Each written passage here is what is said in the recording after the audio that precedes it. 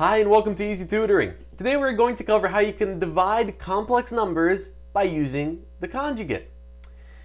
So whenever you divide complex numbers, a good rule of thumb is that you don't want an I in the denominator. That's going to make things really tricky, really messy, really ugly in math. So now the question is, how do we get rid of that I in the denominator? That's where the conjugate comes into play.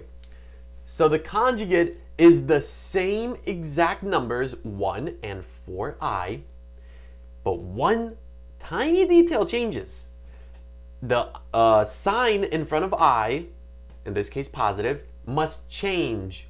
So in this case, it'll go from positive to negative. Now keep in mind, only the sign in front of I changes. So even if these are switched around like 4i plus 1, it would become negative 4i plus 1. All right, so the top, whatever we multiply the bottom by, we must multiply the top by, 1 minus 4i. The reason for that is because 1 minus 4i over 1 minus 4i is 1. You are allowed to multiply a fraction by 1. Does not change its value.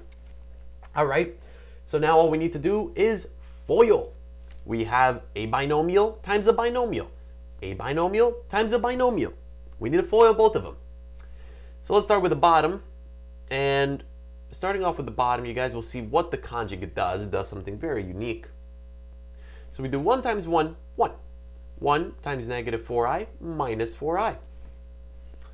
4i times 1 is 4i.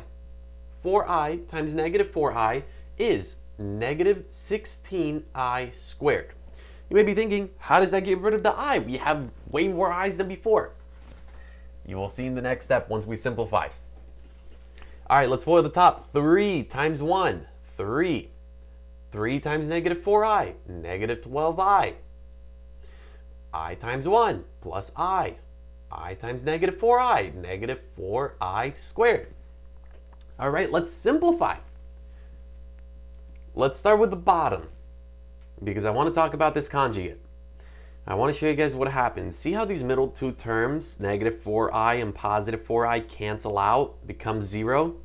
That's going to happen every single time when you multiply by a conjugate. That's why we multiply by conjugates.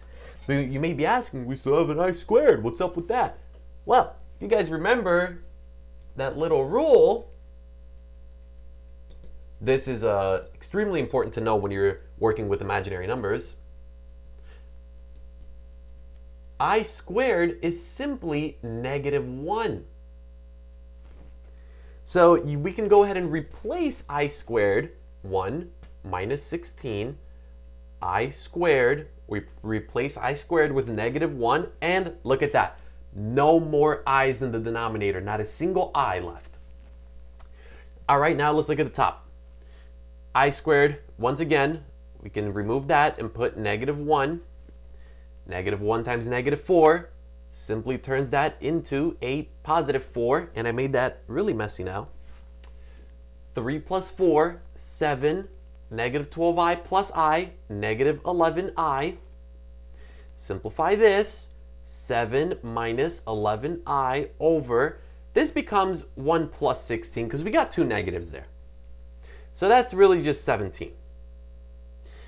Then, of course, it depends on how your teacher wants you to leave it. You can either leave it like that, or you can split up the fraction into 7 over 17 minus 11 over 17i. I would probably recommend leaving it like this because that's an a plus bi form.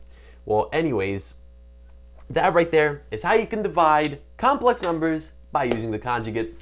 Hope you guys enjoyed. That is how you do it. If you guys ever want ACT or SAT help, be sure to visit my website, www.e-ztutoring.com. Thank you guys, and good luck with this.